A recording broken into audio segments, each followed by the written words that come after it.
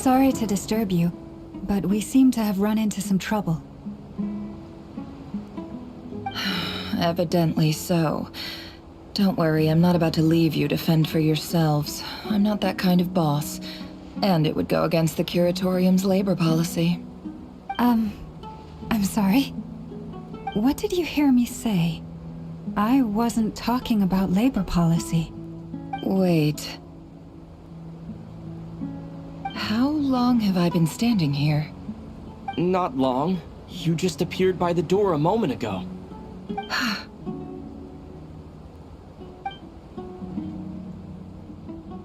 Boss, what's wrong? You look like you've seen a ghost. We've been tricked. We never left at all.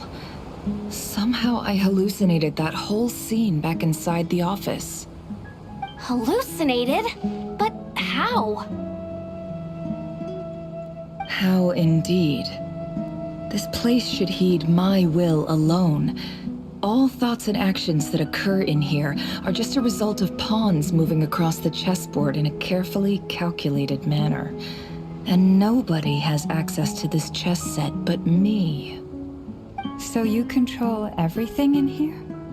More or less. But yes, it's a special technique of mine. Has anything like this ever happened before? Only once. It was the first time I used the chess set. Is there any similarity between what happened then and what's happening now? I suppose my thoughts are a little turbulent, which was also the case my first time. Is there anything I can do to help? The first clause of your contract clearly states that I only need your help with things that I'm too lazy to do myself. Meaning, you're not feeling lazy right now? Meaning, this is not something Yehoda can help with. The chess set is a personal treasure that I alone understand. I must be the one to find our way out of here. Boss, it's fine. Really. Let me do something useful. Oh, listen to you. Whatever would I do without you, Yehoda? What? Really? Yes, really. Where would I ever find another employee as obedient and servile as you? God forbid anything ever happens to you. Oh, okay. Well, anyway, I was thinking of fetching some water. There's gotta be a source around here somewhere. I suggest everyone finds someplace comfortable to take a rest. We gotta conserve our energy. Even though all this chess malarkey doesn't exist in a physical sense, mentally speaking, it's all real. And so is our tiredness and fatigue. You don't want to dismiss mental fatigue. Just because it isn't physical doesn't mean it's any less serious. But anyway, I got your backs, so don't worry about a thing. Don't I have the best employees? Jealous much? If we can find a suitable time, I'd love to borrow Yehoda for a day to help out at the Frost Moon Scions. Would you be amenable to that, Boss Nefer? Oh, Lauma. Have I ever told you just how pretty you are? Beauty runs from the tips of your antlers to the depths of your imagination. Time to rally, everyone. Follow me. As we continue our journey, the same rules will apply. That means stay focused and no talking no matter what we encounter. And don't disturb the chess pieces. You have my word that I will get us all out of here. I wasn't expecting visitors at this hour. Wait, is that? Oh, it's him. There you are! Sinue's been looking for you all day. I think he has some news for you. Oh yeah? What were you doing just now, Uncle Retinue? Hiding away some more loose change? I know I saw some Mora. What do you mean loose change? Oh, come on, I'm too old for this. Just pretend you saw nothing.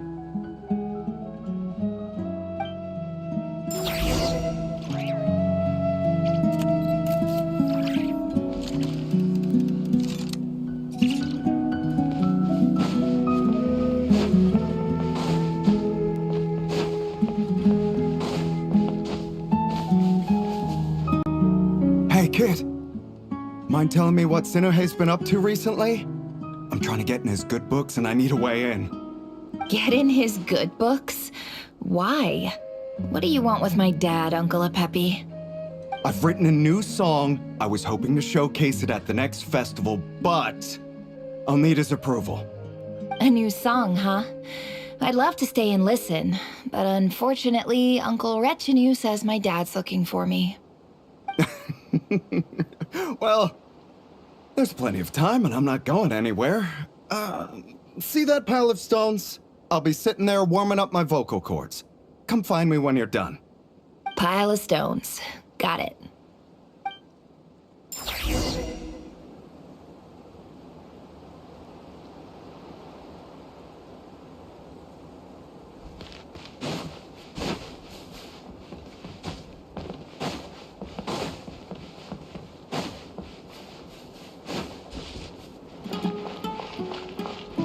Hi, Dad. Uncle Retinue said you were looking for me. Ah, there's my little princess. If you'd gotten back just a little sooner, you could have shared the spoils of war with me. Spoils of war? Who were you fighting against, Dad? It was just a figure of speech. The aftermath of a sandstorm is no time to be waging war. I was talking about our war against thirst. I went out to fix our water supply problem, and now I'm back. Which means... We have a well again! That's right. I found a new one and brought back as much water as I could carry. It should last us for a good while. If it wasn't for these blasted sandstorms, our wells wouldn't be caving in. You wouldn't be spending all your time out searching for new water sources. As the chief of our tribe, I'm supposed to be leading us out of hardship and poverty, onto better things. You know how prosperous our ancestors were. I've told you all the stories. And look at us now, squeezed into these hovels. No one would choose this, if it wasn't for the endless wars over the years. But things are looking up. I started working with some folks from the academia a few months back. They gave me some contacts in return for my assistance in the desert. So you're the academia's helper now? Special ambassador, they call it. Think of it as a partnership. It's nothing bad, okay? We've been isolated here in the desert for too long. Seeking opportunities elsewhere is the best thing for us, and the fastest way to progress. So, do you get anything good out of being a special ambassador? Of course. My luck's improving all the time. One day, I swear I'm gonna lead us out of this place. We'll find somewhere new. Somewhere better.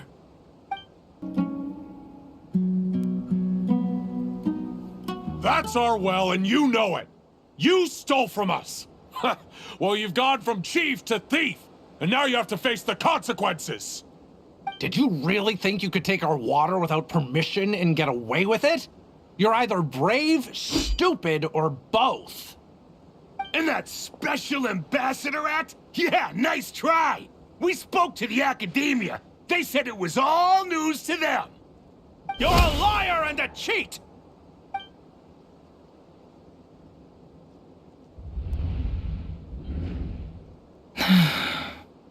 I heard Yehoda gasp, but I don't blame her. Most people are terrified by the sight of blood. Corpses strewn across the ground. The wounds are clearly from scimitars and daggers. The desert dwellers' weapons of choice. There's a handwritten note on the ground. Let's see what it says. Halil, this is Sinuhe, chief of the Shimti tribe. Surely you remember me. I was the one who helped you and your colleagues avoid the quicksand in the desert. This is my second time writing to you. I assume my last letter must have gotten lost in the mail, as I didn't receive a reply. I hope this one makes it to you safely. I'm writing to you because I need some help. That sandstorm the other day completely blocked up our well, forcing me to look for another water source in Iab and Unut territory. It was a matter of survival. Praise the gods. The well of the Iab tribe was intact. It was my last resort. I drew what water I could and left, but not without being spotted. I fear they will retaliate. You told me to write to you if I ever needed help. You said you'd be my ally in the academia. I urgently need you to formally recognize my title of Special Ambassador and send some of your people to assist me for a few days. It's the only way I can convince them that this was the academia's decision and prevent them from retaliating. This is an emergency. Please send help as soon as possible. Looks like this letter never got sent. The writer died a grisly death, and the letter was trampled into the ground. It's badly defaced. Some parts are barely legible. What a ridiculous lie the surviving Shimti tell. Their whole village was butchered over a sip of water. Ah, officer. Welcome. Welcome to our humble village. I thought you would at least have the courtesy to provide some respectable libations. This is the finest wine Aru village has to offer. I promise.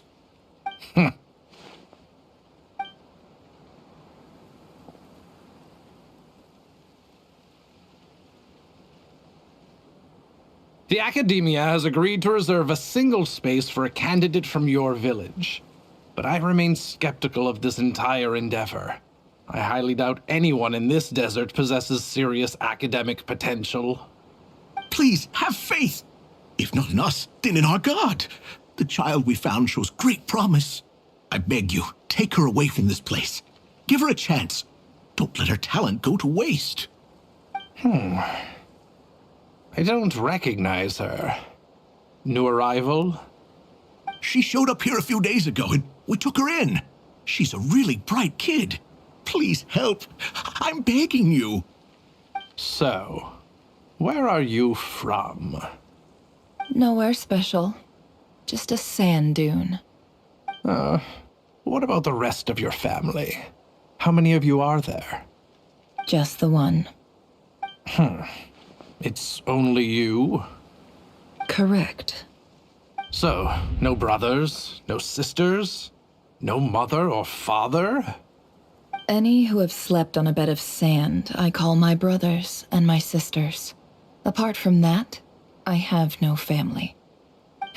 All right.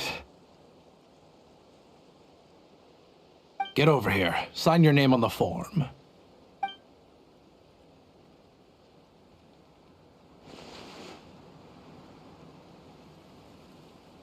Never?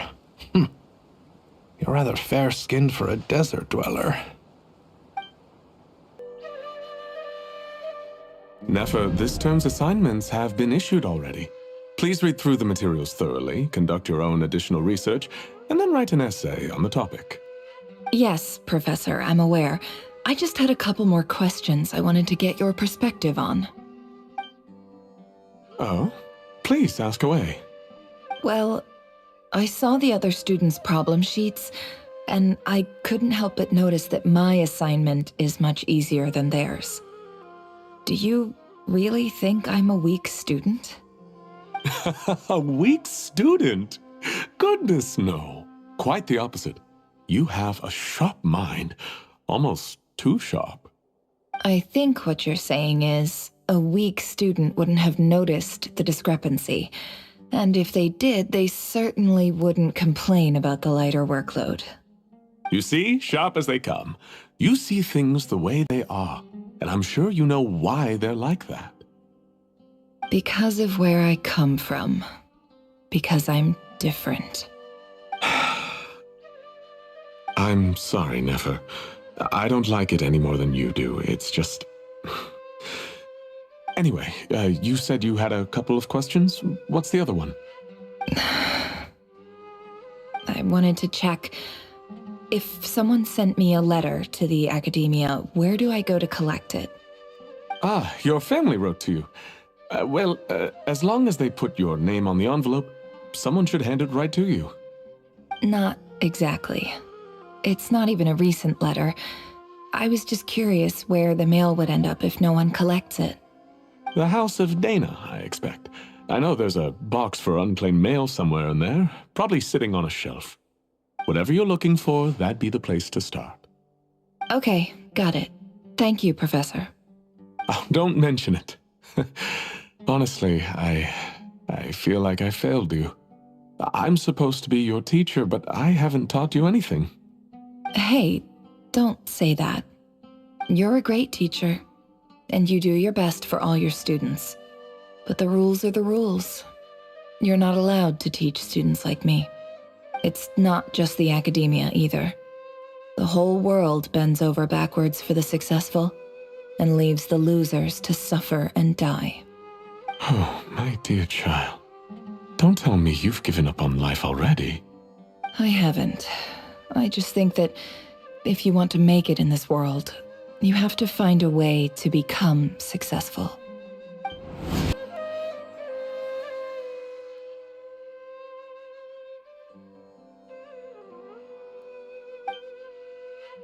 A dilapidation survey from Port Ormos.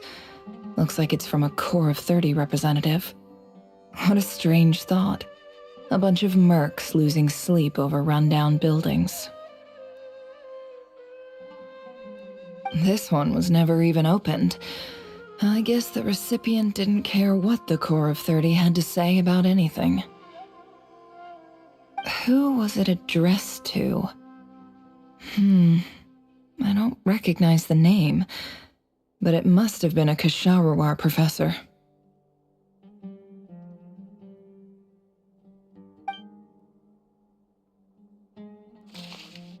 This one is addressed to the Immorta Sage. The title is Changes Observed in Satyavada Life Symptoms.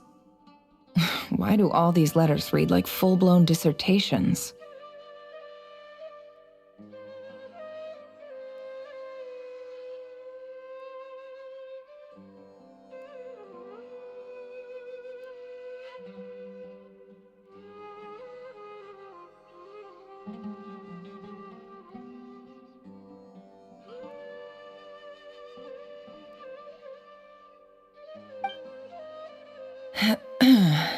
Guided by the incense, we became lost somewhere in the forest. All the barriers between levels of consciousness disappeared as our minds soared around in circles, looking for a branch to seek refuge on. In clinical terms, these symptoms fit the description of incense poisoning. The Immorta Darshan strictly prohibits the use of hallucinogenic substances, but I believe there are still people getting away with it.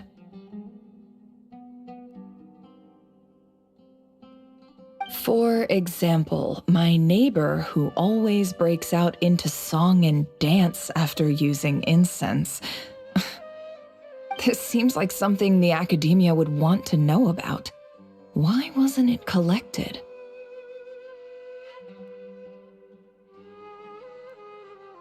Wait, what's this written on the back? It's so small. The note says, "The sender authored this letter while under the influence of mushrooms. I would send it back, but no return address was provided. Stamped by the Grand Conservator of the House of Dana."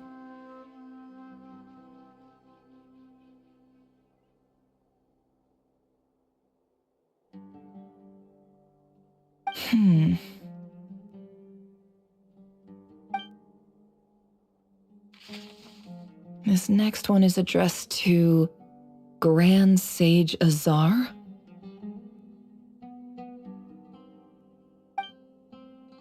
A few words of protest regarding recent changes in Sumeru's educational policy.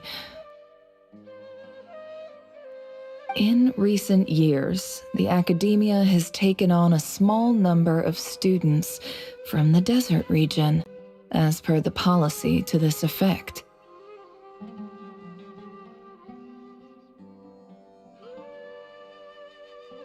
However, it appears to me that these students have not, in fact, been provided with educational opportunities that are, in any meaningful sense, equal to those enjoyed by their peers. As well as receiving dumbed-down assignments and perfunctory tutoring, they do not even have full access to the Akasha system. Education is the fundamental purpose of this institution, which should go without saying in a nation whose founding virtues are knowledge and wisdom. I ask you, is the lip service we pay to the policy of education for desert students truly the standard of pedagogy to which the academia aspires?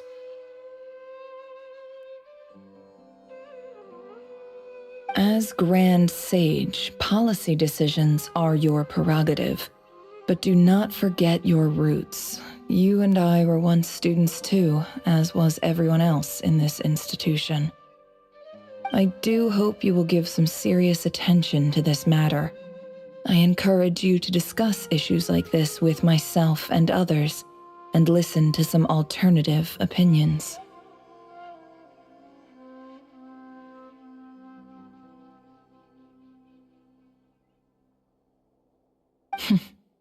Great letter.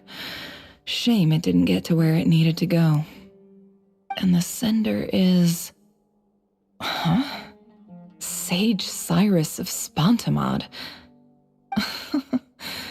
I didn't realize anyone else even knew how bad students like me have it in this place.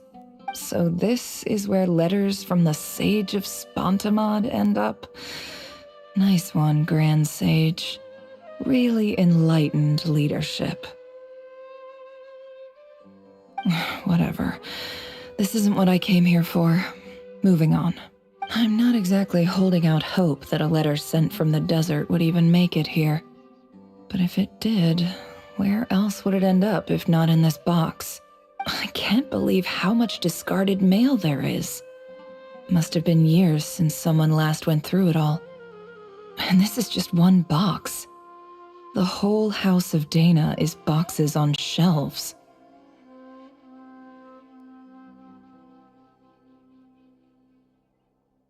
I don't believe for 1 second that any human being has sat down and read through all the documents in this place. Who has that much free time on their hands?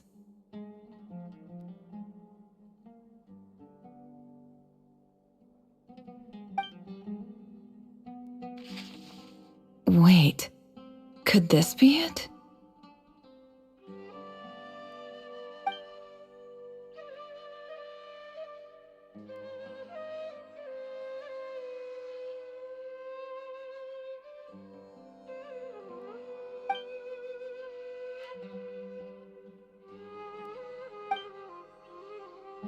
Greetings, Halil. My name is Sinuhe, chief of the Shimti tribe.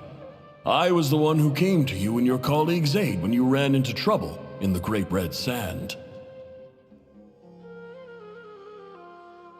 I don't know how well you remember it now, but I brought you to safety and gave you some water and other supplies. You seemed very pleased and told me your name. In my tribe, learning a person's true name is serious business, and I therefore see you all as friends. You were kind enough to leave your contact details, so we could stay in touch.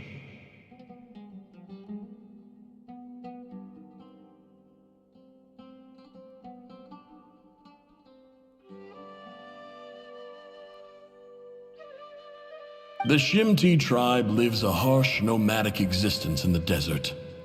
You were sympathetic towards my plight, promising to make me a special ambassador of the academia and help us find a way to make a better living.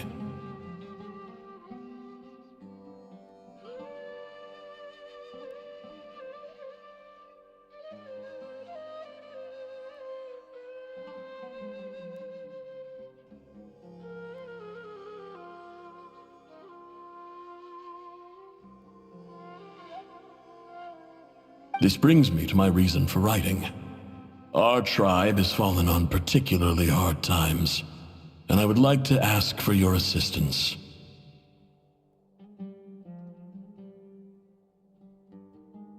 There was a terrible sandstorm a few days ago, which blocked up the well in our land. To ensure my people's survival, I had no choice but to venture into Iyab and Unut territory in search of an alternate water source. The Iyab and Unut are descended from the Thamudians, while we trace our ancestry to Tulatala. We worship the Lord of Flowers and have had relatively good relations with our fellow tribes up until now.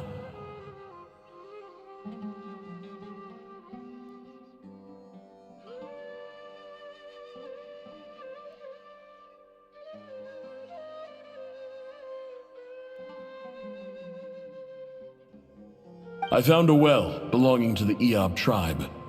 They declined to help us, but I really had no other option. So I took some water to keep me and my tribe alive. My actions are certain to incur their wrath. When we met, you assured me that you would be my ally in the academia. I would like to take you up on that offer, because I really need your help. I wonder if you could send an academia representative to meet with me. That aside, the last time you were here, you mentioned that the academia had started accepting students from the desert, and I told you a little about my daughter, Nefer. We have next to no resources here in the desert, and my power and influence are limited.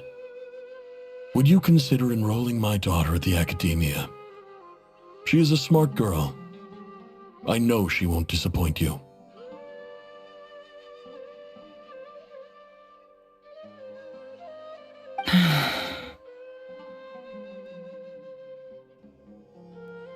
From the outset, the academia never took you seriously.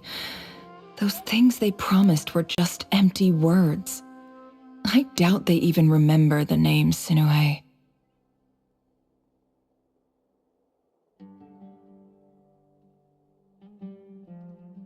And you were so emphatic that your luck had finally changed for the better. You swore you'd lead us to a better place one day. You spoke with such conviction, like you were the most powerful chief in the whole desert.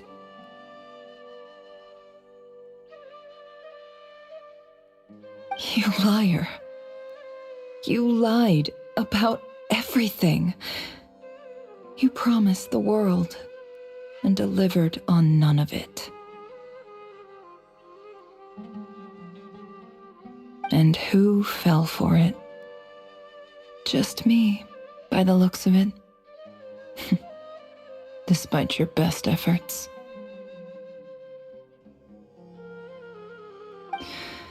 Which makes you a pathetic liar. You weren't even any good at it. I think I'll take over from here. Let me show you how it's done.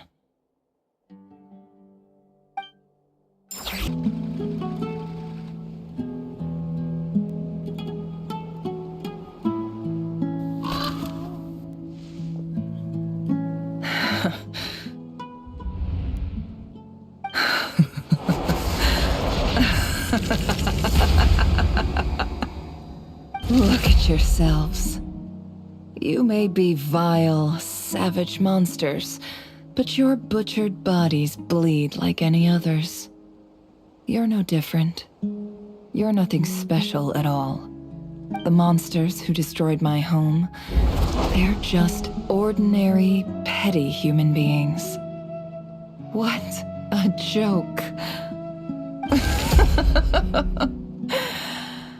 I think we're even now. Maybe I've even done the desert a favor. It's a better place without all these people around. Oh, Sinuhe, my gullible fool of a father. Perhaps if you'd been as ruthless as I was today, our tribespeople would still be alive. In this dog-eat-dog world, a chief needs to be tough to survive. But you couldn't do what had to be done. So I did it for you. Nefer, it's okay. All of this is in the past now. I believe I remember you promising to remain silent. Yeah, but even so. Yehoda, is there anything you can do to ease the tension? Alright, time for a sharp turn onto a completely different topic. So, anyway, that's enough of that. When are we getting out of this place? Feels like we've been walking forever. I'm getting pretty tired. Oh, Alma, you tired? Yes.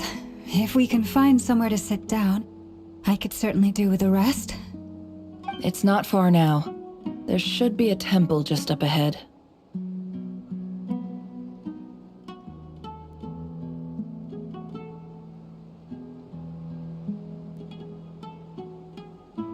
Yes. Really? A temple? That's where this story ends? I guess that's how things go in the desert. Desert dwellers can never escape their destiny. Or so everyone says. I never wanted to believe it, but looking back now, I'm as desert as they come. You mentioned a temple. What's waiting for us there? My biggest trade secret of all. Ah. Then I'm guessing it's where you got your power from. The power to peer into other people's minds. I didn't know you were clued up on any other religions. I'm no expert in the history of Sumeru, but since you come from the desert, I would imagine it has something to do with King Deshret. Sounds impressive. Ah, I know who you mean. General Mahamatra Sino. The spirit of Hermanubis dwells within him. That's Boss Neff for ya. She knows everything. Sino's hardly a figure of obscurity, but I know about Sethos too. What about him? Is he a big deal or something? Well, he's not a small deal, let's put it that way. Please, this is the bare-bone basics. Save the flattery. Thanks for your patience, everyone. I'm sure it's been a lot to take in. With any luck, that's our exit just up ahead.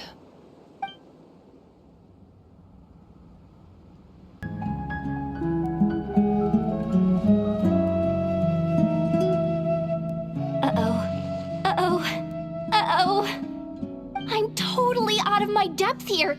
I don't have anything to add about any of this stuff. Like, look at that statue, for instance. I want to do the whole name-dropping, this girl knows her stuff thing too, but I've never seen anything like it before. A statue with the head of a bird. That's Thoth, the Ibis King, one of the 7 pillars of King Deshret. The legends say that he, the Crocodile King, and the Goat King were the 3 retainers of King Deshret. Let's take a look.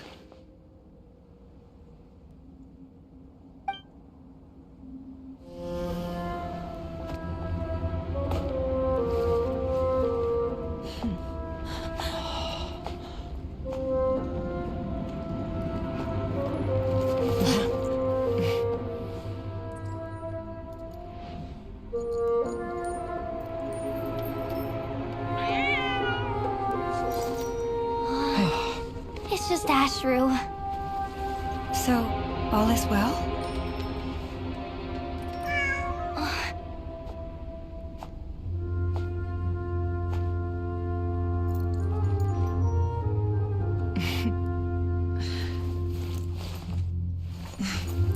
Typically speaking, at this point, the world disintegrates. Then we find ourselves back in the outside world. Besides, these are my memories. There's nothing to fear. You're sure? Of course. It's almost over.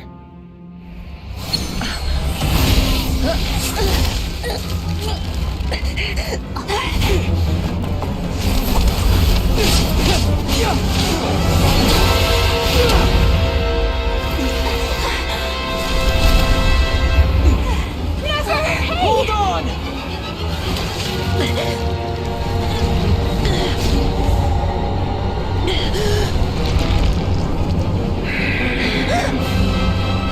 Knowing too much is always a death sentence. Speak for yourself.